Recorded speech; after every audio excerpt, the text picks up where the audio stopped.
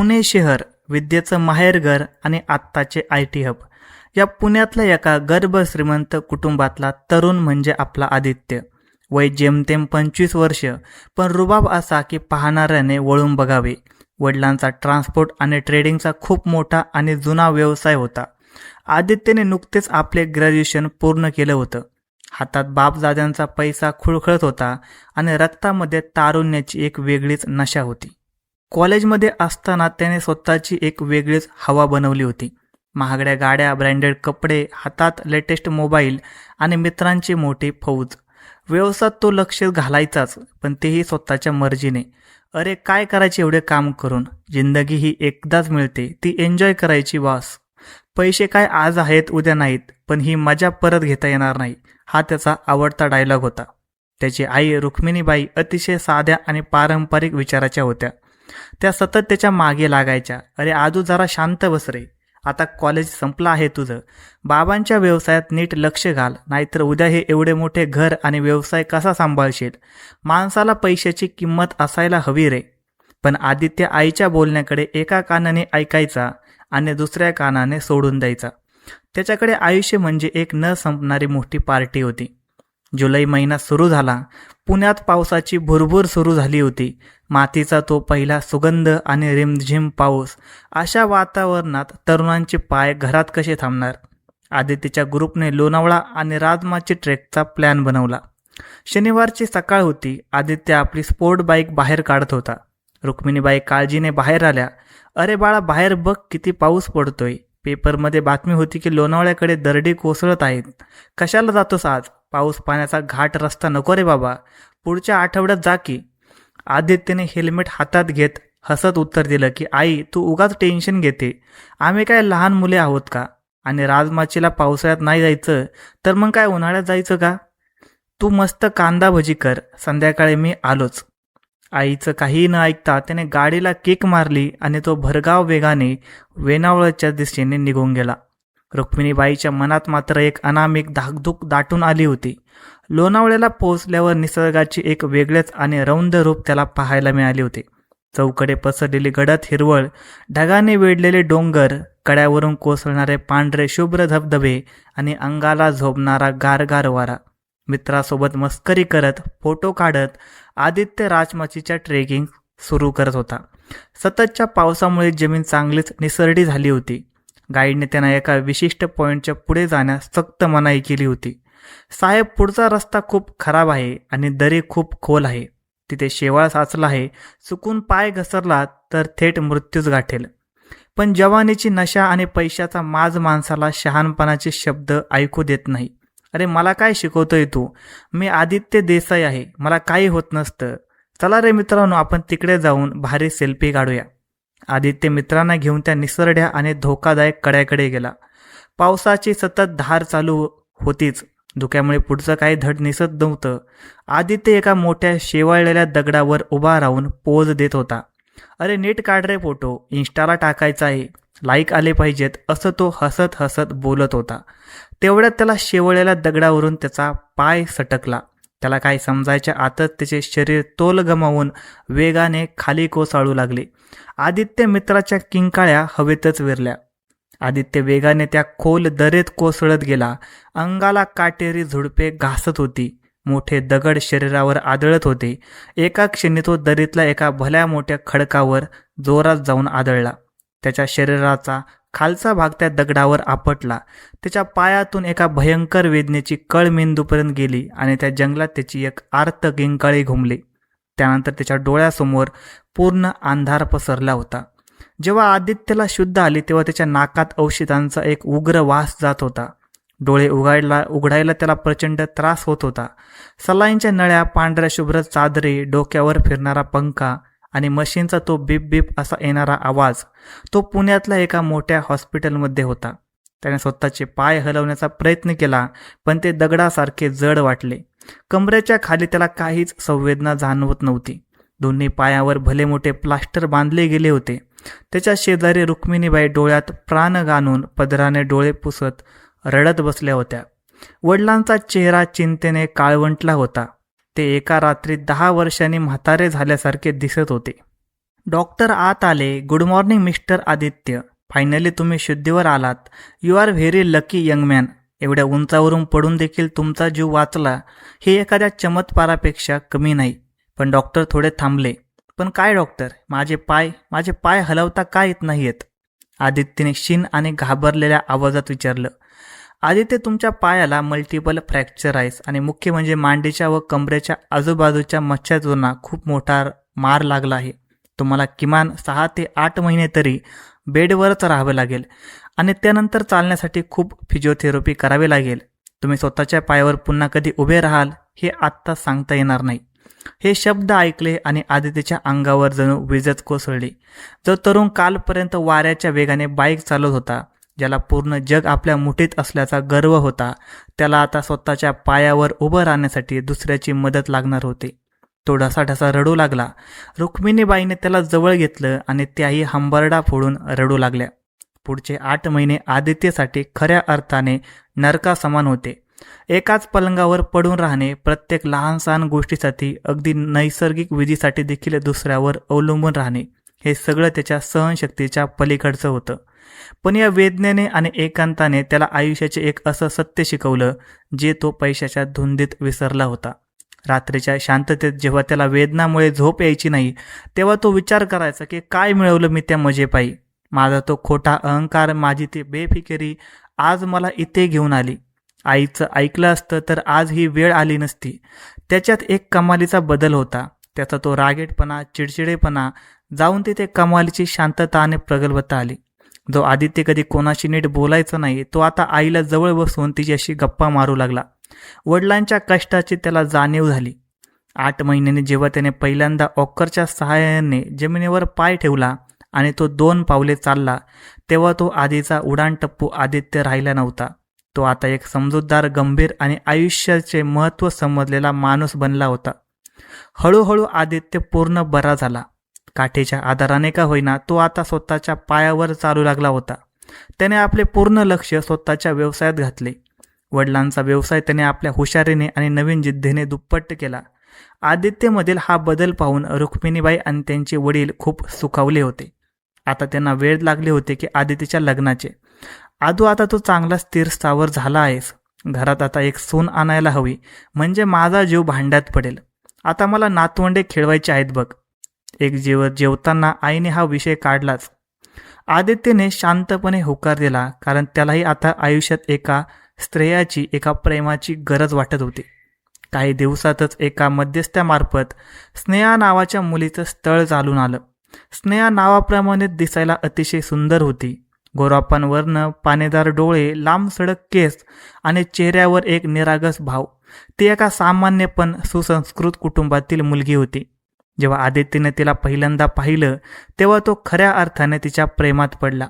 तिच्या साधेपणाने त्याला भुरळ घातली होती. स्नेहाला देखील आदित्यचा शांत, समजूतदार स्वभाव आणि त्याची श्रीमंतीही आवडली होती. दोन्ही कुटुंबाच्या संमतीने मोठ्या थाटामाटात पुण्यातल्या एका पंचताराकीत लॉनवर त्यांचे लग्न पार पडले.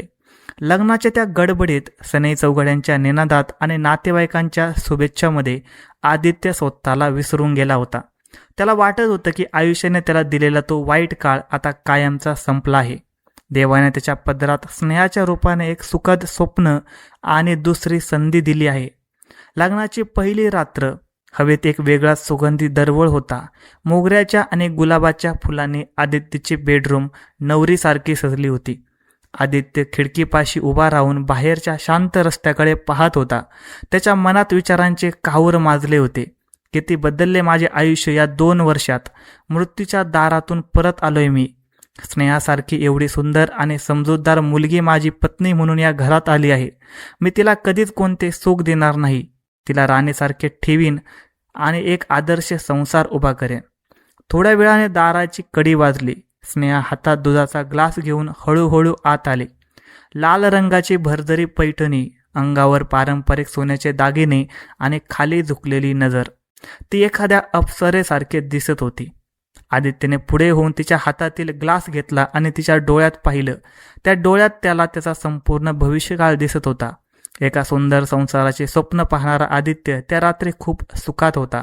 त्याला वाटत होतं की आता आयुष्यात सगळं काही सुरळीत होईल. फुलपाखरासारखे रंगबिरंगी दिवस येतील. काळचक्र वेगाने फिरत होते. लग्नाच्या त्या पहिल्या रात्री पाहिलेली ती रंगबिरंगी स्वप्ने आणि मोगऱ्याचा तो दरवळ आता 2.5 वर्षाच्या वास्तव्यात बदलला होता. लोणावळ्याच्या त्या भीषण अपघातातून सावरलेला आदित्य आता एक अत्यंत परिपक्व आणि ध्येयवेडा तरुण उत्तेजक बनला होता. त्याच्या वडिलांचा ट्रान्सपोर्ट आणि ट्रेडिंगचा व्यवसाय त्याने अक्षरशः गगनाला भिडवला होता. पुण्यातल्या स्वारगेटपासून ते थेट मुंबईच्या न्हावा शेवा पोर्टपर्यंत देसाई ट्रान्सपोर्टचा शेकडो गाड्या रात्रंदिवस धावत होत्या. गोदामामध्ये मालाची आवक जावक अविरत सुरू होती. आदित्यकडे पैसा, प्रतिष्ठा, मानसन्मान यांपैकी कशाचीच कमी नव्हती. समाजातल्या मोठ्या लोकांमध्ये आदित्य देसाई या नावाचा दबदबा निर्माण झाला होता. पण म्हणतात ना, देवाने माणसाला सगळं काही एकाच वेळी दिले तर त्याला स्वर्गाची किंमत राहणार नाही. आदित्यच्या बाबत देखील असंच काहीतरी घडत होतं. बाहेरच्या जगात तो कितीही मोठा आणि यशस्वी असला तरी घरात प्रवेश करताच एक अनामिक अस्वस्थता त्याच्या मनात विळखा घालायची. पुण्यातल्या प्रभात रोडवरील त्याचा तो भव्य बंगला, त्यातल्या त्या आलिशान सोयीसुविधा, सर्व काही असून देखील तो बंगला आतून खूप रिकामा आणि शांत वाटायचा. कारण त्या मोठ्या वास्तूमध्ये एका चिमुकल्या जीवाचा किलबिलाट अजून देखील घुमला नव्हता. लग्नाला 2.5 वर्षे उलटून गेली तरी स्नेहा आणि आदित्यला अजून मुलबाळ झालं नव्हतं. सुरुवातीला होईल देईल देव वेळ आल्यावर म्हणून सर्वांनी वेळ मारून दिली. पण जसजसा काळ पुढे सरकत होता तसतशी घरातील शांतता अधिकच बोचरी होऊ लागली होती. विशेषतः आदित्यची आई रुक्मिणीबाई, जुन्या वळणाच्या पारंपरिक विचाराच्या रुक्मिणीबाईचा जीव आता नातवंडासाठी अक्षरशः तिळ तिळ तुटत होता. रोज सकाळी चतुर्शृंगाला जाणे, श्रीमंत दगडूशेठ हलवाई गणपतीला नवस बोलणे, कुलदेवतेला साकडे घालणं, हे सगळं करून त्या थकत चालल्या होत्या. बाहेर समाजात नातेवाईकामध्ये गेल्यावर बायका जेव्हा त्यांना विचारायच्या, काय रुक्मिणीबाई, सुनबाईची काही गोड बातमी, लग्नाला 3 वर्षे होत आली, अजून पाळणा हलत नाहीये का, तेव्हा ते शब्द त्यांच्या जिव्हारी लागायचे. तो राग, ती चिडचिड मग साहजिकच घरात स्नेहावर निघायची. एके दिवशी सकाळची वेळ होती. आदित्य डायनिंग टेबलवर बसून पेपर वाचत होता आणि कॉफी पित होता. तेवढ्यात स्नेहा हातात पोह्यांची प्लेट घेऊन बाहेर आली. तिचा चेहरा थोडा उतरलेला होता. रुक्मिणीबाई देवघरातून कापूर आरती घेऊन बाहेर आल्या आणि त्यांनी स्नेहाकडे एक जळजळीत कटाक्ष टाकला. स्नेहा, आज शेजारच्या देशपांडू काकूंच्या सुनेचे डोहाळे जेवण आहे. मला तिथं जायचं आहे. तू येणार आहेस का माझ्यासोबत, की तिथेही येऊन तोंड लपवून बसणार आहेस? रुक्मिणीबाईंनी शब्दांची धार काढायला सुरुवात केली होती. स्नेहाने मान खाली घातली आणि दबक्या आवाजात म्हणाली की आई, माझं डोकं थोडं दुखत आहे, तुम्हीच जाऊन या. डोकं दुखणारच ना, ज्या घरात सून येऊन 2.5 वर्ष झाली आणि अंगणात रांगणारे बाळ नाही, त्या घरातल्यांना दुसरं काय सुचणार? कालच पुतण्या आला होता गावातून. त्याच्या लग्नाला वर्ष झाले नाही, तोच त्याच्या घरात पाळणा हल्ल्याची बातमी आली. आणि आपल्या घरात नुसती पैशांची रास, पण तो पैसा काय छातीवर बांधून न्यायचा आहे वरती? वंशाचा दिवा नसेल तर एवढ्या मोठ्या प्रॉपर्टीला कोण वारसदार उरणार आहे? रुक्मिणीबाईंचा आवाज आता चांगलाच वाढला होता. आदित्यला हे सगळं ऐकवत नव्हतं. त्याने हातातील पेपर खाली आदळला. आई, काय लावलं आहे सकाळी सकाळी? होईल सगळं वेळेवर, देव देईल तेव्हा देईल. तू तिला कशाला रोज एवढे टोमणे मारतेस? मी कुठे टोमणे मारते रे आदू, मी तर माझं दुःख सांगते. उद्या लोक नावं ठेवतील आपल्याला. घरात सून वाजंटी असली की लोकांचे टोमणे मला ऐकावे लागतात. माझे डोळे मिटायच्या आधी एकदा तरी या घराचा वारसदार बघू दे रे बाबा, एवढीच इच्छा आहे माझी. पदराने डोळे पुसत रुक्मिणीबाई आतल्या खोलीत निघून गेल्या. वाजोटी हा शब्द स्नेहाच्या कानावर पडला आणि तिच्या डोळ्यात पाणी आलं. ती धावतच बेडरूममध्ये गेली. आदित्यने एक दीर्घ श्वास सोडला. तो मानसिकदृष्ट्या खूप थकत चालला होता. एका बाजूला जिने जन्म दिला ती आई, जिच्या भावना त्याला समजत होत्या, आणि दुसऱ्या बाजूला त्याची पत्नी, जिच्यावर तो जीवापाड प्रेम करत होता. या दोघींच्या मधला या रोजच्या तमाशात आदित्यची घुसमट होत होती, पण तो कोणाला काहीच बोलू शकत नव्हता. तो निमूटपणे उठला, लॅपटॉपची बॅग घेतली आणि थेट ऑफिसला निघून गेला. संपूर्ण दिवस ऑफिसमध्ये फाईलीच्या ढिगाऱ्यात आणि मीटिंग्समध्ये गेला असला तरी आदित्यच्या डोक्यातून सकाळचा तो प्रसंग जात नव्हता. आईने असे शब्द वापरायला नको होते असा विचार करत तो रात्री उशिरा घरी परत आला. घरात पूर्ण शांतता होती. तो दबक्या पावलाने बेडरूममध्ये गेला. बेडरूममध्ये अंधार होता. खिडकीतून येणाऱ्या चंद्राच्या प्रकाशात स्नेहा बेडच्या कोपऱ्यात गुडघ्यामध्ये डोके खुपसून बसली होती. आदित्यने हळूच लाईट लावली. स्नेहाचे डोळे लालबंद झाले होते. रडून रडून तिचा चेहरा सुजला होता. आदित्यने पटकन जाऊन तिला मिठीत घेतलं. स्नेहा, अगं काय हे? तू सकाळपासून अशीच रडत आहे. प्लीज शांत हो. आईच्या बोलण्याकडे लक्ष नको देऊ. त्या जुनाट विचारांच्या आहेत. त्यांना नातवंडाची ओढ आहे म्हणून त्या रागात काहीही बोलून जातात. स्नेहाने आदित्यच्या छातीवर डोकं ठेवलं आणि ती हुंदके देत रडू लागली. आदित्य, आईचं बरोबरच आहे. मी वांझोटी आहे. माझ्यात काहीतरी कमी आहे. एखादी खोट असेल माझ्या शरीरात, म्हणूनच देवाने मला आई होण्याचं सुख दिलेलं नाही. तिने तिचे अश्रू आदित्यच्या शर्टाला पुसले आणि हुंदका देत पुढे म्हणाली, मला वाटते आपण वेगळं झालेलं बरं. मी तुम्हाला ते सुख कधीच देऊ शकत नाही. तुम्ही मला माहेरी नेऊन सोडा. तुम्ही दुसरे लग्न करा. निदान एखाद्या चांगल्या मुलीकडून तरी तुम्हाला आणि आईंना वंशाचा दिवा मिळेल. तिचे ते शब्द ऐकून आदित्यच्या काळजात चर झालं. त्याला स्वतःच्या अपघाताचा काळ आठवला, जेव्हा तो अपंग होऊन बेडवर पडून होता आणि स्वतःला कुचकामी समजत होता. आज त्याची स्नेहा स्वतःला तसा दोष देत होती. त्याला तिची प्रचंड कीव आली. तो तिला घट्ट मिठीत घेत म्हणाला की स्नेहा, वेळ लागला आहे का तुला? असं पुन्हा कधीच बोलायचं नाही माझ्यासमोर. दुसरं लग्न? मूर्ख आहेस तू. अरे, मूल होणे न होणे हे आपल्या हातात असतं का? हा तर निसर्गाचा नियम आहे. आणि मूल जर नाही झालं तर आपण दत्तक घेऊ. पण तू मला सोडून जाण्याची भाषा कधीच करायची नाही. स्नेहाने रडक्या आवाजात अतिशय शितापीने पुढचा डाव टाकला. नाही आदित्य, आपण असे अंधारात नाही राहू शकत. मला माहीत आहे माझ्यातच प्रॉब्लेम आहे. माझ्या मैत्रिणीने मला एका खूप मोठ्या डॉक्टरांचा पत्ता दिला आहे. आपण उद्याच्या उद्या तिथे जाऊ. मी माझ्या सगळ्या टेस्ट करून घेते, म्हणजे एकदाचं सत्य समोर येईल. ठीक आहे, तू म्हणतेस तसेच करू. आपण उद्याच पुण्यातल्या त्या मोठ्या डॉक्टरांकडे जाऊ. सगळ्या टेस्ट करून घेऊ. पण तू स्वतःला असा त्रास करून घेणं आधी बंद कर. आदित्यने तिच्या पाठीवरून हात फिरवत तिला शांत केलं. आदित्यच्या कुशीत शिरून झोपण्याचे नाटक करणारे स्नेहा अंधारात डोळे उघडे ठेवून होती. तिच्या ओठांवर एक अत्यंत पुसटशी कपटी हास्यरेषा उमटून गेली. तिचे बनावट अश्रू केव्हाच वाळून गेले होते. आदित्यने तिला डॉक्टरांकडे घेऊन जाण्यासाठी होकार दिला होता आणि तिची खिळी आता बरोबर तिच्या मनासारखीच यशस्वी होत चालली होती. दुसऱ्या दिवशीची सकाळ नेहमीसारखीच उगवली, पण आदित्यच्या मनात मात्र एक अनामिक धाकधूक होती. रात्री स्नेहाने घातलेल्या भावनिक साधानंतर त्याने ठरवलं होतं की आजच डॉक्टरांकडे जायचं. स्नेहाने सकाळी उठल्यावर अतिशय शितापीने एका क्लिनिकचा पत्ता आदित्यला दिला. आदित्य माझी जुनी मैत्रीण आहे. तिच्या ओळखीचे डॉक्टर आहेत डॉक्टर समीर. खूप मोठे आणि प्रसिद्ध स्पेशलिस्ट आहेत पुण्यातले. आपण तिथेच जाऊया. आदित्यने मुकाट्याने होकार दिला. त्याला फक्त स्नेहाच्या मनावरचे ओझे हलकं करायचं होतं आणि आईचे टोमणे हे कायमचे थांबवायचे होते. सकाळच्या ट्रॅफिकमधून वाट काढत आदित्यची गाडी डॉक्टर समीर यांच्या आलिशान क्लिनिक बाहेर येऊन थांबली. क्लिनिकमध्ये एसीचा थंडगार गारवा आणि औषधांचा तो विशिष्ट उग्र वास पसरला होता. स्नेहा आत गेल्यावर थोडी शांत आणि सावरून बसल्यासारखी वाटत होती. रिसेप्शनिस्टने नाव पुकारल्यावर केविनचा दरवाजा उघडला आणि ते दोघे आतमध्ये गेले. डॉक्टर समीर दिसायला अगदी रुबाबदार, डोळ्यांवर महागडा चष्मा आणि चेहऱ्यावर एक कमालीची शांतता. त्याने स्नेहाकडे एक अतिशय पुसटशी, इतरांना न समजणारी नजर टाकली आणि नंतर आदित्यकडे वळून हसून हस्तांदोलन केलं. हॅलो मिस्टर आदित्य, बसा, बोला, काय प्रॉब्लेम आहे? आदित्यने थोड्या संकोचाने मनमोकळेपणाने सगळी परिस्थिती सांगितली.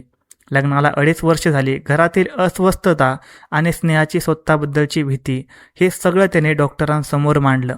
डॉक्टर समीर सगळे शांतपणे ऐकून घेतलं आणि हातातील पेन टेबलावर टॅप करत अत्यंत गंभीर व व्यावसायिक आवाजात म्हणाला, बघा आदित्य, आजकालच्या धकाधकीच्या जीवनात हे खूप कॉमन आहे. पण एक गोष्ट मी नेहमी सांगतो, जेव्हा मुलं होत नाही तेव्हा समाजात फक्त स्त्रीला दोष दिला जातो.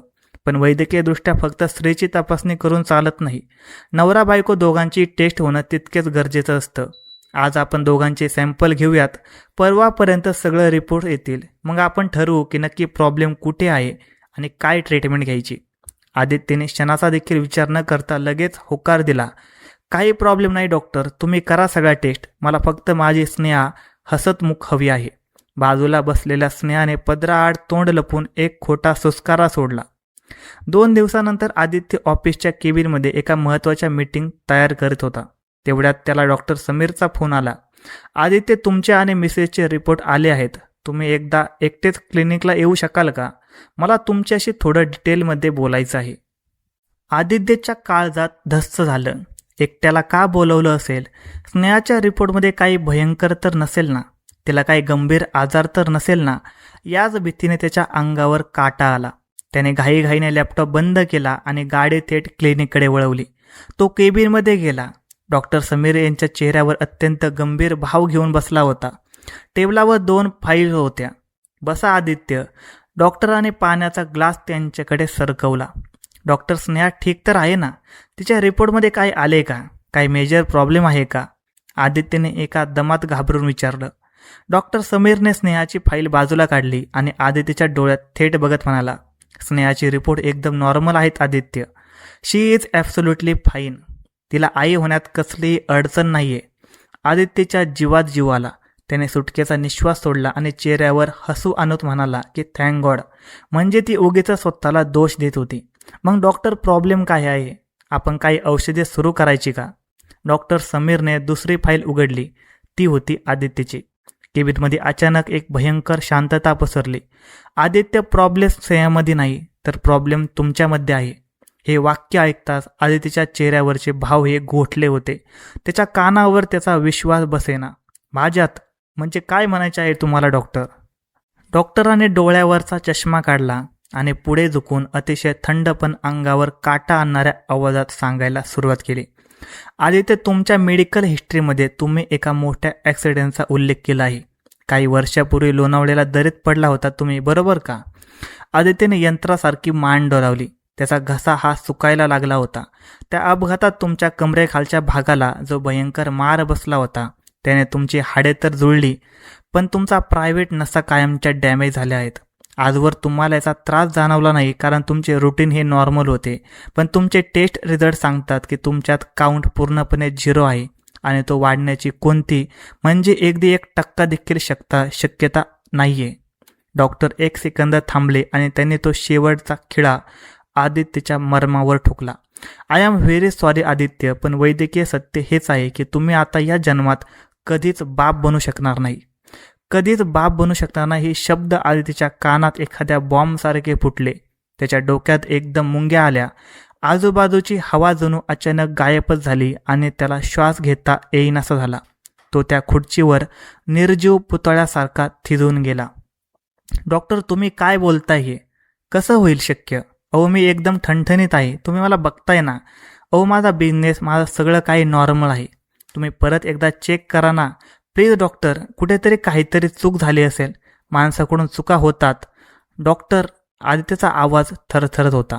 डोळ्यात पाणी जमायला लागलं होतं. तो अक्षरशः डॉक्टरांसमोर हात जोडून गयावया करत होता. आदित्य, शांत व्हा. सायन्स हे कधीच खोटं नसतं. मी 3 वेळा टेस्ट क्रॉस चेक केले आहेत. तो अपघात तुमच्या पुरुषार्थाला कायमचा संपवून गेला आहे आणि हेच कटू सत्य आहे. डॉक्टर समीरने अगदी निर्दयपणे पण व्यावसायिक असल्याचा आव आणत सांगितलं होतं. आदित्यचे हातपाय हे गळून पडले होते. एका क्षणात त्याची सगळी संपत्ती, त्याचा तो रुबाब, त्याचा तो माज हा धुळीस मिळाला होता. एक पुरुष म्हणून असलेल्या त्याच्या अस्तित्वाचे डॉक्टरांच्या त्या एका वाक्याने अक्षरशः तुकडे तुकडे केले होते. तो आतून पूर्णपणे कोसळला होता. हे रिपोर्ट स्नेहाला सांगायचेत का? मी तिला बोलावू का आतमध्ये? हे डॉक्टरांनी विचारलं. नाही. आदित्य जवळजवळ ओरडलाच. नाही डॉक्टर, तिला काहीही सांगू नका. माझी आई मरल हे ऐकून. मी बघेन काय करायचं ते. आदित्यने थरथरत्या हाताने ती फाईल हातात घेतली. ती फाईल त्याला एखाद्या जळत्या निखाऱ्यासारखी वाटत होती. तो क्लिनिकमधून बाहेर पडला पण त्याचे पाय जमिनीवर नव्हते. तो कसा तरी चालत गाडीपर्यंत पोहोचला. गाडीत बसल्यावर त्याने दरवाजा लॉक केला आणि स्टेअरिंगवर डोके ठेवून असा काही मोठा हंबारडा फोडला जो आजवर त्याने आयुष्यात कधीच फोडला नव्हता. त्या बंद गाडीत तो एखाद्या लहान मुलासारखा मोठमोठ्याने रडत होता. अरे देवा, ही काय केलंस तू माझ्यासोबत? त्यापेक्षा मला त्या दरीत का नाही मरून दिलंस? हा असा अर्धवट कुचकामी पुरुष म्हणून जगण्यापेक्षा मरण आलेलं परवडलं असतं रे मला. तो स्वतःच्या छातीवर ठोसे मारून घेत होता. त्याच्या डोळ्यासमोर आईचा चेहरा आला की आई जी रोज उठून बिचाऱ्या सुनेला वाजोटी म्हणून टोमणे मारत होती. अगं आई, तुझी सून वाजोटी नाहीये रे, तुझा पोटचा गोळाच या जगाला वारस द्यायला नालायक ठरला आहे. काय तोंड दाखवू मी आता समाजाला आणि काय सांगू त्या स्नेहाला. घरी स्नेहा त्याची वाट बघत होती, पण आदित्यला आता तिच्या डोळ्यात डोळे घालून बघण्याची हिंमतच होत नव्हती. ती बिचारी स्वतःला दोष देत होती, रडत होती आणि खरा गुन्हेगार तर मी आहे. माझ्यामुळे तिचं मातृत्व हिरावलं जात आहे. या अपराधीपणाच्या भावनेने आदित्यला आतून अक्षरशः जळून खाक केलं होतं. त्याचा पुरुषार्थ, त्याचा आत्मविश्वास सगळं काही एका खोट्या मेडिकल रिपोर्टनं हिरावून घेतलं होतं. पण बिचाऱ्या आदित्यला कुठं माहीत होतं की हा रिपोर्ट म्हणजे स्नेहा आणि त्या डॉक्टरने रचलेला एक भयंकर कट होता. स्वतःला सावरत त्याने डोळे पुसले. तो रिपोर्ट त्याने गाडीच्या डॅशबोर्डमध्ये लपवून ठेवला. आजपासून त्याला एक भयंकर नाटक करावं लागणार होतं. स्वतःच्या कमकुवतपणाची ओझे छातीवर बाळगून जगासमोर हसण्याचं नाटक जे त्याच्या जीवावर उठणार होतं. गाडी चालू करताना त्याचे हात अजूनही थरथरत होते आणि डोळ्यातून अश्रूंच्या धारा थांबत नव्हत्या. डॅशबोर्डमध्ये तो खोटा रिपोर्ट लपवून जेव्हा आदित्य घरी पोहोचला तेव्हा तो आतून पूर्णपणे उद्ध्वस्त झाला होता. त्याच्या पायात अजिबात ताण उरला नव्हता. घरात पाऊल ठेवताच देवघरातून येणारा अगरबत्तीचा वास आणि रुक्मिणीबाईची चालू असलेली बडबड त्यांच्या कानावर पडली. अगं, नुसते देवाला दिवे लावून आणि उपवास करून काय उपयोग? ज्या घरात खेळायला तान्हवले नाही त्या घराला मशानाची अवकाळा येते. माझ्या मैत्रिणीच्या सुना आता दुसरे बाळंतपणे करतायत आणि इथे पहिल्याचीच मारामार आहे. रुक्मिणीबाईचे हे शब्द दररोजचेच होते, पण आज ते आदित्यच्या काळजाला जिवंत डागण्या देत होते. कारण आज त्याला सत्य माहीत होतं. आजवर तो स्नेहाची बाजू घेत होता, पण त्याला आता कळून चुकलं होतं की आत स्नेहाचा काहीच दोष नाही. दोष त्याच्या स्वतःच्या रक्तात, त्याच्या पुरुषार्थात आहे. पुढचे काही महिने आदित्यसाठी एखाद्या जिवंत नरकासारखे गेले. त्याने स्नेहापासून स्वतःला पूर्णपणे तोडून घेतले. तो तिच्याशी नीट बोलेनासा झाला. रात्री उशिरापर्यंत ऑफिसमध्ये बसून राहायचा आणि घरी आला तरी सोफ्यावरच झोपायचा. स्नेहाने या परिस्थितीचा पुरेपूर फायदा उचलला. तिने आदित्यसमोर रडण्याचे आणि सासूबाईंचे टोमणे निमूटपणे ऐकून घेण्याचे नाटक आधीच रंगवलं होतं. बिचारा आदित्य स्नेहाचे ते खोटे अश्रू पाहून त्याला स्वतःची शिसारी यायची. माझ्यासारखा एका अपूर्ण आणि कुचकामी माणसामुळे या निष्पाप मुलीचे आयुष्य बर्बाद होत आहे. तिला आई व्हायचं आहे, पण माझ्यामुळे ती कधीच आई बनू शकणार नाही आणि समाजाची ते टोमणे मात्र तिला खावे लागतात. या अपराधी भावनेने तो आतून पोखरला गेला.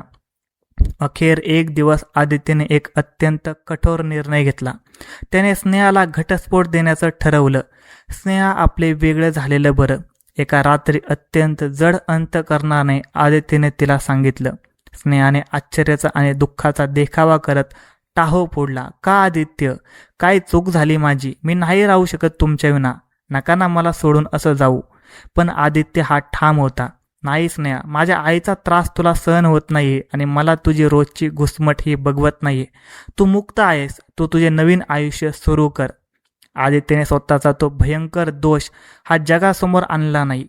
समाजात एका पुरुषाला तू बाप बनू शकत नाही हे सांगणं मृत्यूपेक्षा भयंकर असतं. आणि दुसरे म्हणजे जर त्याने खरं सांगितलं असतं तर समाजाच्या नजरेत स्नेहा कायमची बिचारी ठरली असती.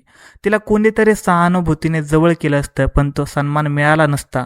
म्हणून त्याने स्वतःच्या प्रतिष्ठेवर आणि स्नेहाच्या भविष्यावर पडदा टाकण्यासाठी घटस्फोटाचे कारण मतभेद असं दिलं होतं. शिवाजीनगरचे फॅमिली कोर्ट पावसाळी हवेमुळे सगळीकडे एक प्रकारची उदासी पसरली होती. कोर्टाच्या त्या जुन्या अंधाऱ्या कॉरिडॉरमध्ये आदित्य आणि स्नेहा उभे होते. वकिलाने पेपर आणले. न्यायाधीशाने दोघांनी विचारलं की तुमचा निर्णय ठाम आहे ना? आदित्यने फक्त मान खाली घालून होकार दिला. स्नेहाच्या डोळ्यात बनावट अश्रू होते. फायनल सिग्नेचर करताना आदित्यचा हात थरथर कापत होता. त्याने स्नेहाच्या नावावर पोडगी म्हणून एक भली मोठी रक्कम आणि फ्लॅट करून दिला होता. त्याला वाटत होते की त्याने स्नेहाच्या मातृत्वाचा अधिकार हिरकावला आहे. त्याची ही छोटीशी भरपाई. कोर्टाचा तो ठक असा शिक्का कागदावर उमटला आणि 2.5 वर्षाच्या संसाराचा कागदोपत्री अंत झाला. कोर्टाच्या पायऱ्या उतरताना स्नेहाने वळून देखील पाहिलं नाही. ती निघून गेली आणि आपल्या खऱ्या प्रियकराकडे जायला मोकळी झाली. पण मागे राहिला तो आदित्य, एकाकी, रिकामा आणि आतून पूर्णपणे मेलेला. घटस्फोटानंतर घर एकदम खायला उठलं. रुक्मिणीबाईंना देखील थोडं वाईट वाटलं, पण त्यांच्या मनात एक नवीन आशा पल्लवी झाली होती. बरं झालं गेली ती वांजोटी. आता मी माझ्या आदूचे दुसरं लग्न लावून देईन, एखाद्या गुणी आणि सुदृष्ट मुलीशी, जी माझ्या घराला वारस देईल. 6 महिने उलटून गेले. आदित्य स्वतःला बिझनेसमध्ये बुडवून घेत होता, पण नियतीचा खेळ अजून संपला नव्हता. एके दिवशी रुक्मिणीबाईच्या मोबाईलवर एक अनपेक्षित फोन आला. तो फोन स्नेहाचा होता. रुक्मिणीबाई आधी चिडल्या, पण स्नेहाने अत्यंत गोड आवाजात आणि रडत रडत त्यांना जाळ्यात ओढलं. आई, मी तुमच्या घराला वारस देऊ शकले नाही याचे मला जन्मभर दुःख राहील, पण आदित्याला असं एकटं बघून मला खूप त्रास होतो. मी तुमच्यासाठी एक स्थळ सुचवू का? माझ्या दूरच्या मावशीची मुलगी आहे, अपूर्वा. नुकतीच 21व्या वर्षात पदार्पण केलं आहे. अगदी साधी गावाकडची संस्कारी मुलगी आहे. ती तुमच्या घराचं नक्कीच गोकुळ करेल. स्नेहाचा हा डाव अत्यंत भयंकर होता.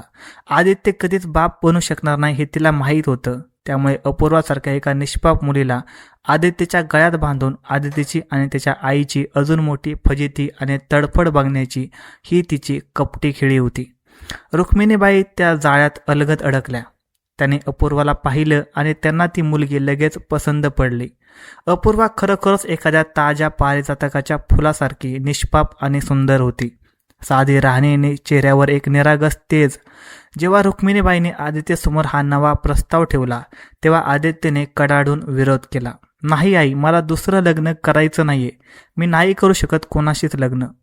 त्याच्या मनात विचार होता की मी अपूर्ण आहे, तर मी दुसऱ्या एका निष्पाप मुलीचं आयुष्य का बर्बाद करू?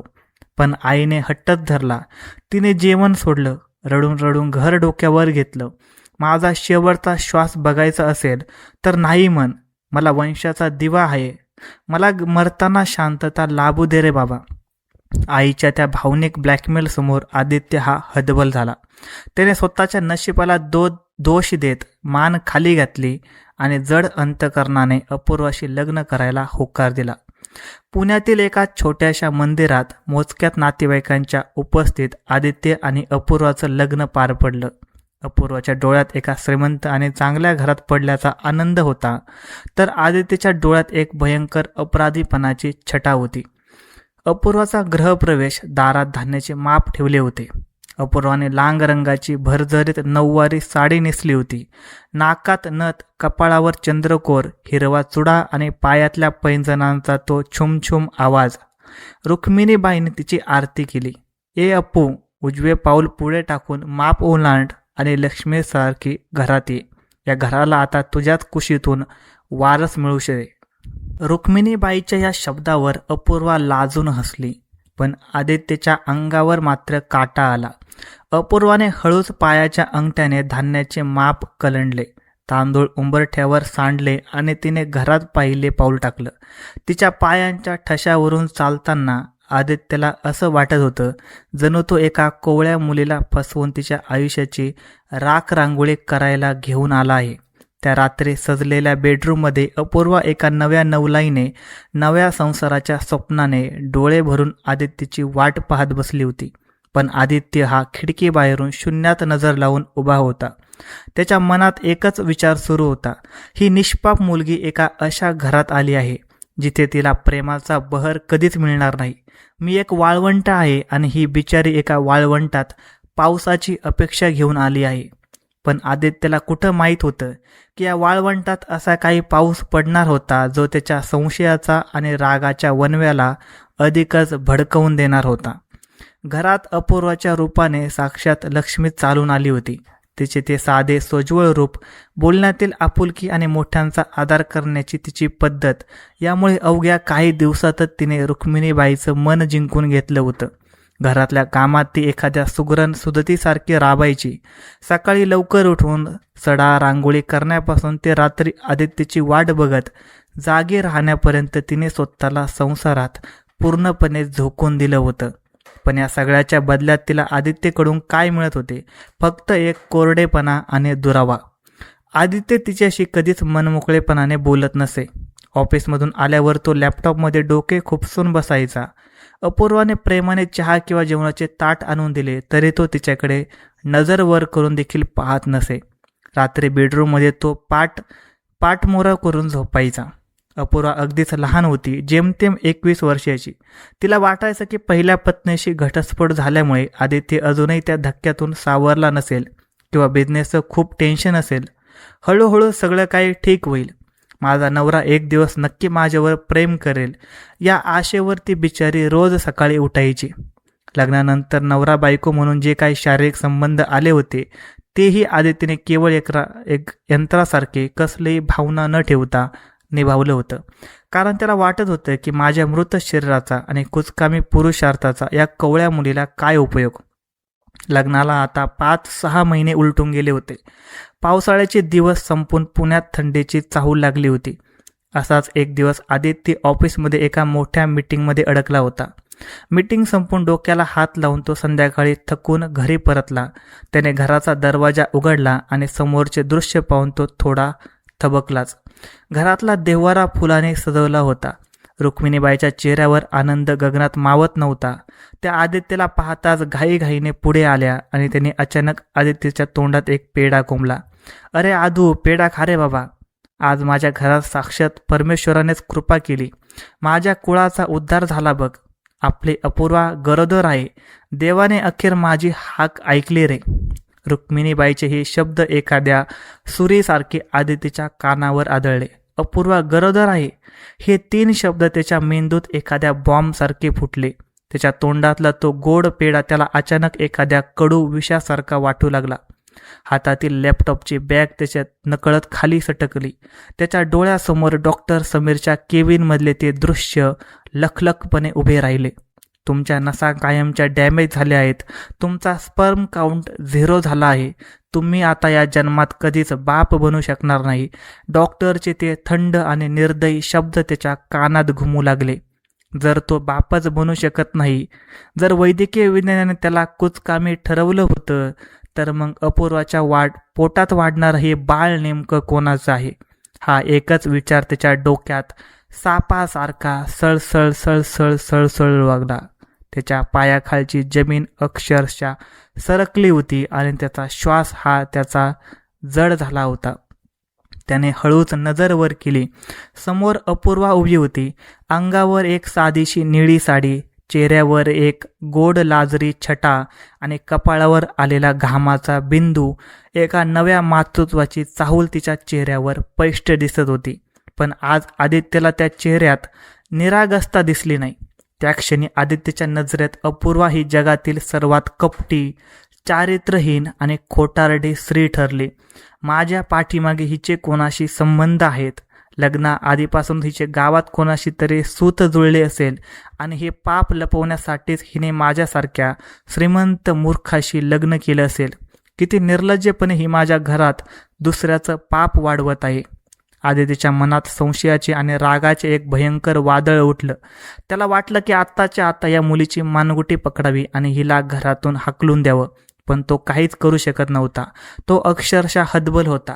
जर त्याने अपूर्वाच्या चारित्र्यावर आरोप केला असता, हे माझे मूल नाही असं ओरडून सांगितलं असतं, तर पुढचा प्रश्न असा आला असता की का हे तुझे मूल का असू शकत नाही? आणि मग त्याला स्वतःचा तो नपुसंकत्वाचा खोटा रिपोर्ट, स्वतःचा अपूर्ण पुरुषार्थ जगासमोर आणावा लागला असता. समाजाची इज्जत, आईची होणारी अवस्था आणि आपला खोटा माज, या सगळ्यांच्या ओझ्याखाली आदित्यने ओठ घट्ट दाबून धरले. एका खोट्या प्रतिष्ठेपायी त्याने तो अपमान आतल्या आत गिळला. काय रे, असा पुतळ्यासारखा का उभा राहिलास? आनंद नाही झाला का तुला? आईने विचारलं. हो, खूप आनंद झाला आई, मी फ्रेश होऊन येतो, असे अत्यंत कोरडेपणाने म्हणत आदित्य तडतड पावले टाकत बेडरूममध्ये निघून गेला आणि त्याने आतून दरवाजा लावून घेतला. त्या रात्री आदित्य जेवायला देखील बाहेर आला नाही. त्या दिवसापासून आदित्य पूर्णपणे बदलला. त्याच्यातल्या त्या संशयाच्या भूताने त्याची विचार करण्याची ताकदच हिरावून घेतली होती. तो अपूर्वाशी अक्षरशः एखाद्या जनावासारखा वागू लागला. ती जवळ आली की तो किळस आल्यासारखा दूर सरकायचा. माझ्या जवळ यायचा प्रयत्न करू नकोस, मला तुझा स्पर्श देखील सहन होत नाही, असे तो तिला डोळे वटारून दरडावून सांगू लागला. अपूर्वा बिचारी गोंधळून गेली. गरोदरपणात एका स्त्रीला आपल्या नवऱ्याच्या आधाराची, त्याच्या प्रेमाची आणि लाडाची सर्वात जास्त गरज असते. पण इथे लाड तर दूरच, तिला आदित्यचा फक्त तिरस्कार आणि शिव्या मिळत होत्या. एके दिवशी रात्री अपूर्वा आदित्यसाठी गरम दुधाचा ग्लास घेऊन बेडरूममध्ये आले. आदित्य लॅपटॉपवर काम करत होता. तिने घाबरत घाबरत दुधाचा ग्लास टेबलावर ठेवला आणि थरथरत्या आवाजात विचारलं की अहो, काय चूक झाली का माझ्याकडून? तुम्ही असं का वागताय माझ्याशी? मी गरोदर आहे हे कळल्यापासून तुम्ही माझ्याशी धड बोलत देखील नाही आहात. बाळाचे नाव काय ठेवायचे हेही तुम्ही एकदा विचारलं नाही. माझा काय गुन्हा आहे हे तरी सांगा. तिच्या डोळ्यातून पाणी वाहू लागले. आदित्यने लॅपटॉप जोरात बंद केला. त्याचे डोळे रागाने लालबुंद झाले होते. तो तिच्या अंगावर धावून गेला आणि म्हणाले की तुझा गुन्हा काय आहे हे तुला चांगल्या प्रकारे ठाऊक आहे. जास्त सती सावित्री असण्याचं नाटक करू नकोस माझ्यासमोर. जे काय चालू आहे ते निमूटपणे सहन कर. या घरात तुला राणीसारखे राहायला मिळत आहे ना, तेवढ्यावर गप्प राहा. मला तुझ्या या नाटकांची आणि तुझ्या त्या वाढणाऱ्या गर्भाची कसलीच पडलेली नाहीये, समजलं? अपूर्वा घाबरून 2 पावले मागे सरकली. आदित्यचे ते जहाल शब्द तिच्या काळजाला घर पाडून गेले.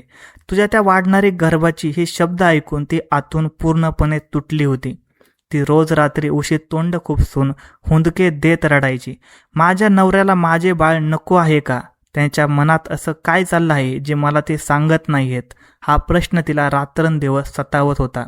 रुक्मिणीबाईंना वाटायचं की बिझनेसच्या टेन्शनमुळे आदित्य चिडचिड करत आहे.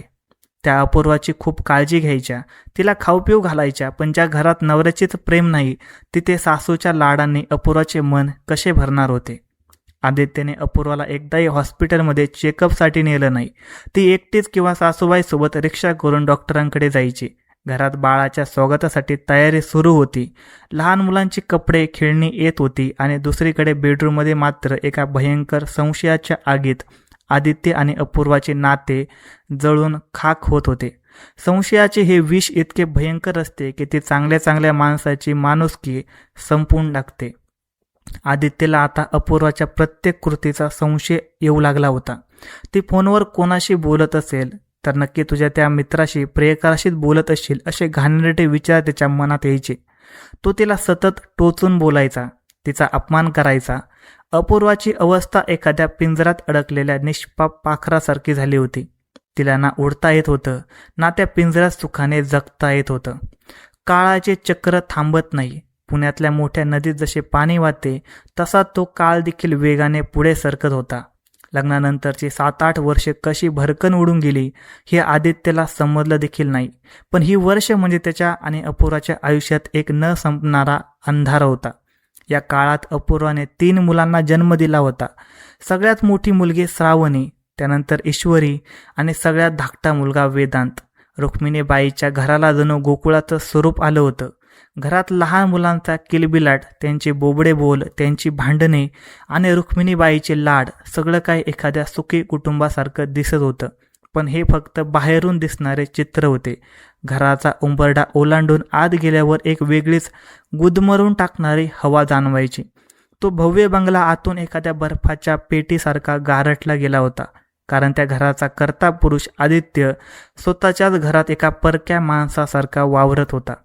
आदित्यचा बिझनेस आता खूप मोठा झाला होता. पैशाची अक्षरशः रास लागली होती. बाहेरच्या जगात तो एक यशस्वी आणि रुबाबदार उद्योजक होता.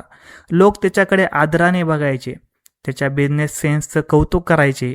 पण जेव्हा तो संध्याकाळी आपली मर्सिडीज गाडी घेऊन घराच्या गेटमध्ये शिरायचा तेव्हा त्याचा चेहरा एखाद्या गुन्हेगारासारखा काळवंडायचा. बाबा आले, बाबा आले असे ओरडत जेव्हा 5 वर्षांची ईश्वरी, 8 वर्षांची श्रावणी धावत गेटवर यायच्या तेव्हा आदित्यच्या कपाळावर आढ्या पडायच्या. बाजूला व्हा, गाडी खाली याल, या घरातून जाऊन बसा, मला त्रास देऊ नका असे अत्यंत कोरडेपणाने ओरडून तो त्यांना तिथून हाकलून द्यायचा. बिचाऱ्या मुली घाबरून मागे सरकायच्या. त्यांचे निरागस चेहरे उतरून जायचे. त्यांना कळायचं नाही की आपले बाबा आपल्यावर इतर बाबांसारखे प्रेम का करत नाही, आपल्याला कडेवर का घेत नाहीत. आदित्य गाडीतून उतरून थेट आपल्या स्टडी रूमकडे निघून जायचा. दरवाजा आतून लावून घ्यायचा आणि रात्री जेवणाच्या वेळीपर्यंत बाहेर यायचा नाही. अपूर्वा बिचारी स्वयंपाकघरात डोळ्यात पाणी आणून नेहमी काम करत असायची. अपूर्वा, अगं काय हे? पोरीवर असं का ओरडला तो? आल्या आल्या कसले ऑफिसचं टेन्शन एवढं? रुक्मिणीबाई विचारायच्या. अपूर्वा पदराने डोळे पुसत म्हणायची की काही नाही आई, ऑफिसमध्ये काम जास्त असेल, तुम्ही मुलांना जेवायला वाढा, मी त्यांच्यासाठी ताट वाढते. रात्री जेवणाच्या टेबलावरची शांतता एखाद्या मशानासारखी असायची. आदित्य कोणाशीच एक एक शब्दसुद्धा बोलत नसे. तो नुसत्या ताटातल्या अन्नाशी खेळत असायचा आणि चोरट्या नजरेने त्या 3 मुलांकडे पाहायचा. ही माझी मुले नाहीत, ही कुण्या भलत्याच बापाची पाप आहेत जी मला पोसावी लागतात. ही अपूर्वा एवढी साधी दिसते, पण हिच्यासारखी नीच बाई जगात नसेल. माझ्या आजारपणाचा, माझ्या नपुंसकत्वाचा फायदा घेऊन हिने बाहेर कोणाशी तरी संबंध ठेवले आणि ही 3 मुले माझ्या गळ्यात मारली. आणि मी एखाद्या नामर्दासारखा हे सगळे निमूटपणे सहन करतोय, फक्त समाजाच्या भीतीने, आईच्या खोट्या सुखासाठी. असे विषारी विचार त्याच्या मेंदूत रात्रंदिवस थैमान घालायचे. तो आतून अक्षरशः जळून खाक होत होता. त्याला अपूर्वाचा इतका राग यायचा की वाटायचं आत्ताच्या आता तिची मानगुटी पकडून तिला घराबाहेर हाकलून द्यावे. पण तो आपल्या स्वतःचा खोटा रिपोर्ट आणि आपले तथाकथित दोष जगासमोर आणायला घाबरत होता. मी बाप बनू शकत नाही हे सत्य जगासमोर आलं तर लोक माझ्यावर हसतील, माझी इज्जत जाईल, हा खोटा अहंकार त्याला गप्प बसायला भाग पाडत होता. एके दिवशी रविवारी सुट्टी होती. आदित्य हॉलमध्ये सोफ्यावर बसून लॅपटॉपवरून काम करत होता. छोटा वेदांत, जो जेमतेम 3 वर्षांचा होता, तो रांगत रांगत आदित्यच्या पायाजवळ आला. त्याने आपल्या बोबड्या बोलात आदित्यच्या पॅन्टला ओढत म्हणाले की बाबा बाबा, मला घोडा घ्यायचा आहे. बाबा उचल ना. वेदांतने आपले चिमुकले हात आदित्यच्या दिशेने पसरले होते. कोणत्याही बापाचे काळीत त्या दृश्याने विरघळून गेले असते, पण आदित्यच्या डोळ्यात संतापाची आग पेटली. हा कोणाचा तरी घाणेरडा अंश मला बाबा म्हणतोय, या विचाराने तो इतका चवताळला की त्याने वेदांतला झिडकारून दिले. दूर हो माझ्यापासून. अपूर्वा, कुठे मेलीस? घेऊन जा पोराला इथून, मला डिस्टर्ब करू नको म्हणावं. आदित्यच्या त्या जोराच्या झटक्याने वेदांत खाली पडला आणि जोरात मोठ्याने रडू लागला. अपूर्वा किचनमधून धावतच बाहेर आली. तिने पटकन वेदांतला छातीशी कवटाळलं. अहो, काय करताय तुम्ही? लहान लेकरू आहे ते, त्याला काय कळतं? तुम्ही त्याच्यावर का रागवताय? अपूर्वा हुंदके देत ओरडली. मग त्याला समजावून सांग की माझ्या वाटेला जायचं नाही आणि तू पण. माझ्या डोळ्यासमोर येऊ नका तुम्ही कोणीही. माझा श्वास गुदमरतो या घरात. आदित्य दात ओठ खात म्हणाला आणि लॅपटॉप घेऊन धडधड पावले टाकत बेडरूममध्ये निघून गेला. अपूर्वा तिथेच खाली बसून ढसाढसा रडू लागली. श्रावणी आणि ईश्वरी घाबरून एका कोपऱ्यात उभ्या होत्या. श्रावणी जवळ येऊन अपूर्वाच्या डोळ्यातील अश्रू पुसले. आई, तू रडू नकोस, बाबा खूप वाईट आहेत ग, ते आपल्यावर प्रेमच करत नाही. माझ्या मैत्रिणीचे बाबा त्यांना बागेत नेतात, चॉकलेट आणतात, आपले बाबा आपल्या जवळ का येत नाही गाई? श्रावणीच्या त्या निरागस प्रश्नावर अपूर्वाकडे काहीच उत्तर नव्हतं. ती फक्त त्या मुलींना कुशीत घेऊन रडत होती. माझा काय गुन्हा आहे रे देवा? मी या घरासाठी, या माणसासाठी माझे सर्वस्व अर्पण केले, पण मला फक्त तिरस्कार आणि शिव्या मिळतात. मी अशी कोणती चूक केली आहे की माझ्या नशिबात असा नवरा आला? रात्री बेडरूममध्ये अपूर्वा आदित्यला जाब विचारण्याचा प्रयत्न करायची. तुम्हाला माझी काही चूक वाटत असेल तर मला शिक्षा द्या ना, पण त्या लहान जीवांचा काय दोष? ते तुमचेच रक्ताचे गोळे आहेत ना, मग तुम्ही त्याच्याशी असं परक्यासारखं का वागताय? माझे रक्ताचे गोळे? आदित्य एक अतिशय कुस्तीत आणि भयानक हसला. सती सावित्रीचे नाटक माझ्यासमोर करू नकोस अपूर्वा. मला सगळं माहीत आहे, तू काय आहेस आणि तुझे चारित्र्य काय आहे हे मला चांगल्या प्रकारे ठाऊक आहे. फक्त माझ्या आईसाठी आणि समाजाच्या भीतीने मी तुला या घरात ठेवला आहे. ज्या दिवशी माझा संयम सुटेल त्या दिवशी तुला आणि तुझ्या या पोरांना मी धक्के देऊत बाहेर काढेन. अपूर्वा हे ऐकून सुन्न झाली. तुम्ही काय बोलताय? तुम्ही माझ्या चारित्र्यावर संशय घेताय. मी स्वप्नातही दुसऱ्या पुरुषाचा विचार करू शकत नाही. तुम्ही असं कसं बोलू शकता? ती हात जोडून रडत होती. बस एक शब्द जास्त बोलू नकोस, माझ्या डोळ्यासमोरून निघून जा. आदित्यने तिला हाकलून दिलं. आदित्यच्या या वागणुकीमुळे घरात सतत तणाव असायचा. रुक्मिणीबाईंना आता आदित्यचा राग येऊ लागला होता. काय रे आदू, तुला पैशांची एवढी मस्ती आली का? बायका पोरावर असा अन्याय करतो, तुझा बाप कधी असा वागला नाही माझ्याशी. पण आदित्य कोणाचंच ऐकण्याच्या मनस्थितीत नव्हता. तो आतून एक भयानक नरकात जगत होता. बाहेरून बघणाऱ्यांना वाटायचं की आदित्य देसाई किती सुखी माणूस आहे. सुंदर बायको, 3 गोड मुले, भरपूर पैसा. पण आदित्यलाच माहीत होतं की तो रोज रात्री झोपताना मृत्यूची प्रार्थना करत होता. मला का नाही येत मरण? का मी खोट्या नात्यांची ओझे वाहतोय? त्याच्या मनात अपुरा बद्दलचा संशय आणि राग आता इतका शिगेला पोहोचला होता की तो कोणत्याही क्षणी स्फोट होण्याच्या तयारीत होता. तो एका भयंकर नैराश्याच्या गर्तेत अडकला होता. तणावाच्या आणि संशयाच्या त्या भयानक गर्तेत आदित्यची 8-9 वर्षे कशी तरी निघून गेली होती.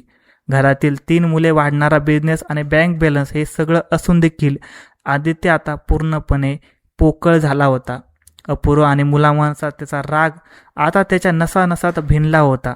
रोज सकाळी उठून एका चारित्र्यहीन स्त्रीला आपली पत्नी म्हणायचे आणि दुसऱ्या कोणाच्या तरी मुलांना आपलं नाव द्यायचं, या कल्पनेने त्याचा स्वतःची शिशारी यायची. एके दिवशी संध्याकाळी आदित्य ऑफिसमध्ये बसला होता. पुण्यात बाहेर जोरदार पाऊस कोसळत होता. खिडकींच्या काचावरून ओघळणारे पाण्याचे थेंब आणि आत केबिनमधील ती शांतता. आदित्य शून्यात नजर लावून बसला होता. अचानक त्याच्या टेबलवरचा मोबाईल वाजला. स्क्रीनवर एक अनोळखी नंबर चमकत होता. आदित्यने कंटाळून फोन उचलला. Hello, Aditya Desai speaking. Hello Aditya, ओळखलंस का मला? समोरून एक ओळखीचा पण खूप वर्षानंतर ऐकलेला आवाज आला. तो आवाज ऐकतात आदित्यच्या पाठीतून एक थंड शिरशीर गेली. तो आवाज स्नेहाचा होता, त्याची पहिली पत्नी स्नेहा. तू इतक्या वर्षाने अचानक फोन, काय काम काढलंस? आदित्यचा आवाज कठोर होता. आदित्य, मला माहीत आहे तू माझ्यावर चिडला असेल, पण मला तुला एकदा भेटायचं आहे. खूप महत्त्वाचं काम आहे, तुझ्या आयुष्याशी संबंधित आहे. आत्ताच येऊ शकशील का? मी तुला माझ्या घराचे लोकेशन पाठवत आहे. आदित्यला काहीच कळेना, ही अचानक का भेटायला बोलवत आहे आणि माझ्या आयुष्याशी संबंधित काय काम असू शकतं. त्याच्या मनात 100 प्रश्न उभे राहिले. रागाच्या भरात त्याने फोन कट केला, पण पुढच्या सेकंदाला मोबाईलवर एक लोकेशन आलं. ते कोथरूडमधल्या एका पॉश सोसायटीचे लोकेशन होतं. काहीतरी भयंकर असणार याची पुसटशी जाणीव आदित्यला झाली. त्याने गाडीची चावी घेतली आणि तो तडक त्या लोकेशनच्या दिशेने निघाला. पावसात गाडी चालवताना त्याचे विचार चक्रावून गेले होते. ही बाई काय नवीन नाटक घेऊन आली आता? मला पैसे मागायला तर नाही ना बोलवलं आहे. लोकेशनवर पोहोचल्यावर आदित्यने गाडी पार्क केली आणि तो लिफ्टने 4थ्या मजल्यावर गेला. बेल वाजवता दरवाजा उघडला. समोर स्नेहा उभी होती. ती आता पूर्वीपेक्षा खूप मॉडर्न आणि रुबाबदार दिसत होती. अंगावर महागडे कपडे, गळ्यात मंगळसूत्र. ये आदित्य, आत ये, तिने हसून स्वागत केलं.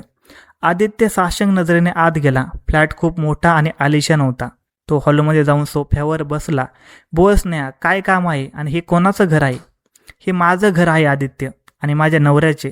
स्नेहाने शांतपणे उत्तर दिलं. नवऱ्याचे म्हणजे तू दुसरं लग्न केलंस? बरं झालं, पण मला इथे का बोलवलं आहे? त्याचे उत्तर तुला माझा नवराच देईन. स्नेहाने बेडरूमच्या दिशेने बघून हाक मारली. अहो, बाहेर या. बेडरूमचा दरवाजा उघडला आणि जो माणूस बाहेर आला त्याला बघून आदित्यच्या पायाखालची जमीन सरकली. त्याचे डोळे विस्पारले गेले. तो माणूस दुसरा तिसरा कोणी नसून डॉक्टर समीर होता. तोच डॉक्टर समीर ज्याने आदित्यला तू कधीच बाप बनू शकणार नाही असा रिपोर्ट दिला होता. डॉक्टर समीर, तुम्ही इथे काय करताय? आणि स्नेहा, हा तुझा नवरा आहे? आदित्य गोंधळून धक्क्याने उभा राहिला.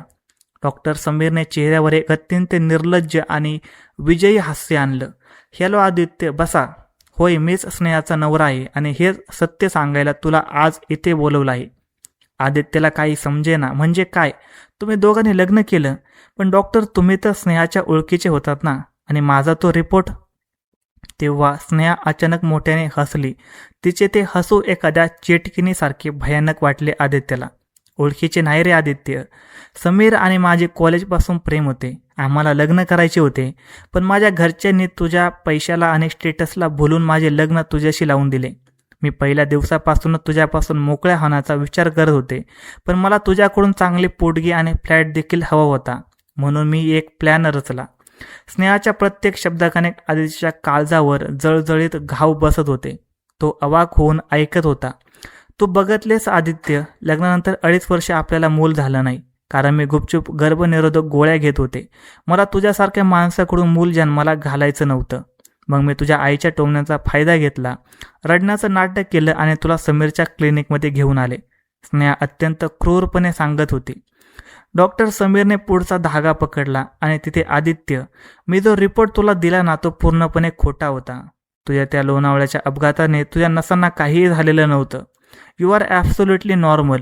तू 100% बाप बनू शकतोस. तो रिपोर्ट फक्त तुला घाबरवण्यासाठी आणि तुला स्वतःच्या नजरेत पाडण्यासाठी आम्ही बनवला होता, जेणेकरून तू स्वतःहून स्वतःच्या कमकुवतपणाच्या ओझ्याखाली स्नेहाला घटस्फोट देशील.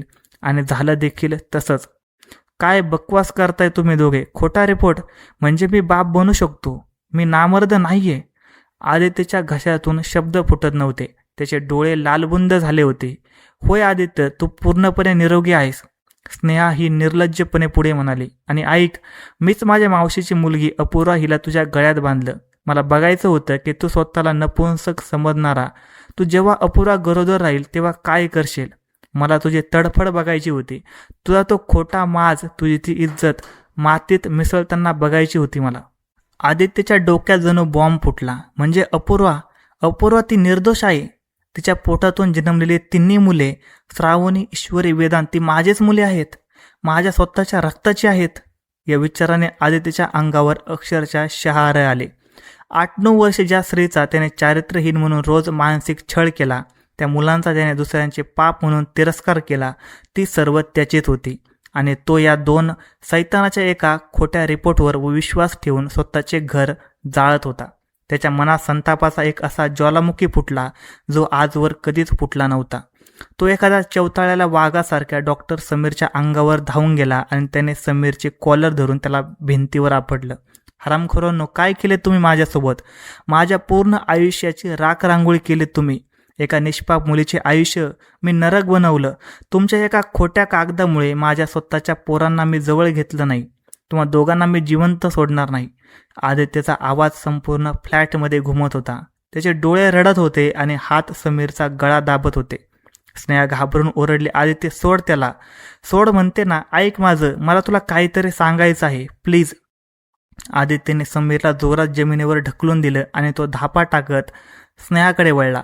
काय सांगायचं आहे आता. काय राहिलं आहे ऐकण्यासारखं, सांग.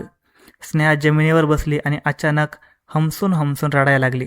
तिचे ते रुबाबदार रूप एका क्षणात कुठल्या कुठे निघून गेले. आदित्य, आम्हाला माफ कर. आम्ही तुझ्यासोबत खूप नीचपणा केला, पण नियतीने आम्हाला आमची शिक्षा दिली, खूप भयानक शिक्षा. स्नेहा हुंदक्या देत होती. समीर जमिनीवर मान खाली घालून बसला होता. कोणती शिक्षा. काय झालं आहे. आदित्यने दात ओठ खात विचारलं. आम्ही निरोगी आहोत आदित्य, पण लग्नाला 8 वर्ष झाली तरी देखील मला मूल होत नाहीत. समीरने जगातील सर्व ट्रीटमेंट करून पाहिल्या, IVF केले, सगळं काही केलं, पण माझा गर्भ टिकतच नाहीये.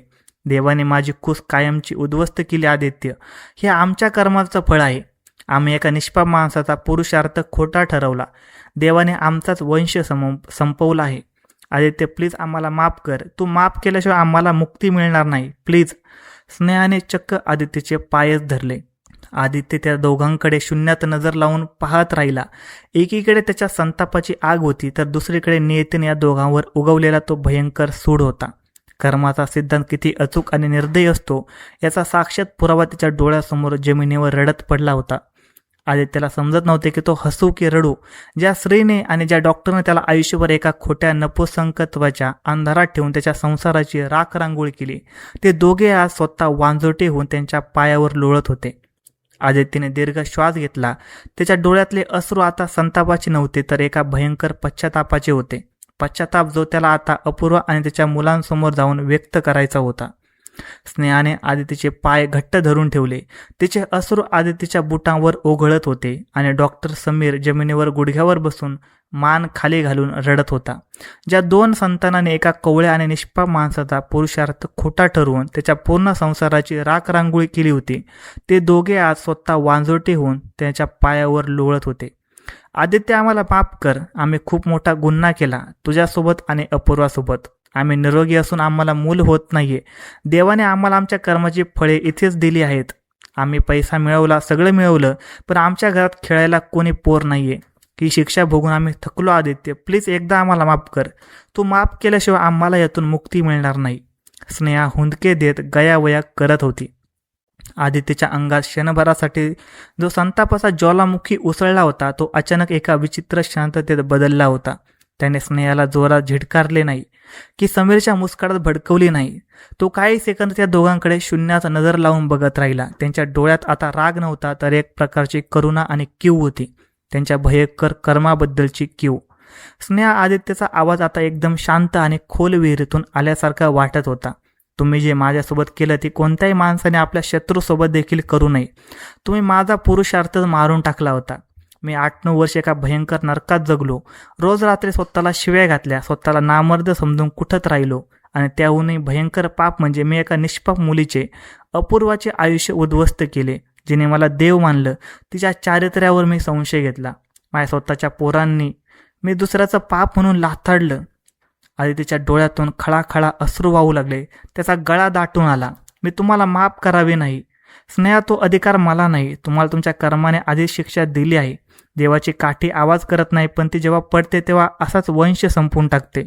तुम्ही मला फसवून जो फ्लॅट आणि पोळी घेतली, त्या पैशावर आता मजा करा, पण लक्षात ठेवा, त्या पैशाचा आनंद लुटायला तुमच्या घरात कोणीच वारसदार नसेल. हाच तुमच्या कर्माचा न्याय आहे. आदित्यने एका शेवटचा तिरस्कारचा कटाक्ष त्यांच्यावर टाकला आणि तो तडक वळून दरवाजा बाहेर पडला. त्याने मागे वळून देखील पाहिलं नाही. तो धापा टाकत पार्किंगमध्ये आला. त्याने गाडी चालू केली आणि भरधाव वेगाने घराच्या दिशेने निघाला. बाहेर पाऊस अजूनही कोसळत होता, पण आदित्यच्या मनातला संशयाचा आणि रागाचा तो भयंकर पाऊस आज कायमचा संपला होता. त्याच्या छातीवरचे 8 वर्षाचे ते अवाढव्य ओझे एका क्षणात वितळून गेले होते. मी बाप बनू शकतो. मी नामर्द नाहीये. श्रावणी, ईश्वरी, वेदांत ही माझीच पोरं आहेत, माझ्या स्वतःच्या रक्ताची, माझ्या वंशाची. या एका विचाराने आदित्यच्या नसानसात एक नवी ऊर्जा, एक नवा जन्म मिळाल्याची भावना सळसळू लागली. स्टेअरिंगवर हात आपटून तो वेड्यासारखा हसत होता आणि दुसऱ्या क्षणी ओक्साबोक्सी रडत होता. अपूर्वा, माझी सती सावित्री अपूर्वा, किती निर्दोष होती ती, आणि मी एका जनावासारखा वागलो तिच्याशी. तिने मला 3-3 फुले दिली आणि मी तिला फक्त काटेच दिले. आज मी तिचे पाय धरून माफी मागेन. गाडी घराच्या गेटमध्ये शिरली. आदित्य धावतच आत गेला. घरात शांतता होती. रुक्मिणीबाई देवघरात बसल्या होत्या. आदित्यने इकडे तिकडे पाहिलं. तो थेट बेडरूमच्या दिशेने धावला. बेडरूमचा दरवाजा अर्धा उघडा होता. आतील दृश्य पाहून आदित्यच्या काळजाचे पाणी पाणी झाले. अपूर्वा जमिनीवर बसली होती. तिच्या मांडीवर छोटा वेदांत झोपला होता आणि श्रावणी व ईश्वरी तिच्या बाजूला कुशीत शिरून झोपल्या होत्या. अपूर्वाचे डोळे लाल झाले होते. गालावरून ओघळणारे अश्रू अजूनही थांबले नव्हते. ते एका हाताने पोराच्या पाठीवरून हात फिरवत शून्यात बघत होते. अपूर्वा, आदित्यचा आवाज हुंदक्याने फाटला. अपूर्वाने दचकून वर पाहिलं. आदित्यला अशा अवस्थेत बघून ती घाबरली. आता हे परत मला आणि पोरांना मारायला आलेत की काय? या भीतीने तिने वेदांतला घट्ट कुशीत धरले आणि दोन्ही मुलांना स्वतःच्या पाठीमागे लपवण्याचा प्रयत्न केला.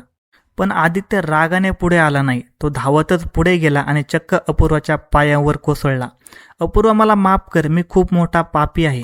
मी सैतान आहे अपूर्वा. आदित्य ढसाढसा रडत अपूर्वाचे पाय घट्ट धरून हंबरडा फोडत होता. अपूर्वा सुन्न झाली. तिला काही समजेना. जो नवरा 8 वर्षे तिच्या सावलीचा देखील तिरस्कार करत होता, तो आज चक्क तिचे पाय धरून रडत होता. अहो, हे काय करताय तुम्ही? उठा ना. तुम्हाला काय झालं आहे? कुणी काय बोललं का?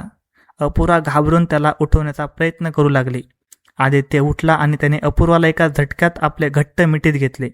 8 वर्षात पहिल्यांदाच एका नवऱ्याने आपल्या बायकोला दिलेली ती प्रेमाची पहिली आणि हक्काची मिठी होती. अपूर्वाच्या अंगावर काटा आला. तिचेही अश्रूचे बांध फुटले आणि ती त्याच्या खांद्यावर डोके ठेवून रडू लागली. आदितीने तिला स्नेहाने आणि डॉक्टर समीरने रचलेला तो भयंकर कट, तो खोटा नपुंसकत्वाचा रिपोर्ट आणि त्यामुळे त्याच्या मनात निर्माण झालेले ती संशयाचे विष, सगळं काही सविस्तरपणे सांगितलं. अपूर्वा, मी स्वतःलाच नामर्द समजून बसलो होतो.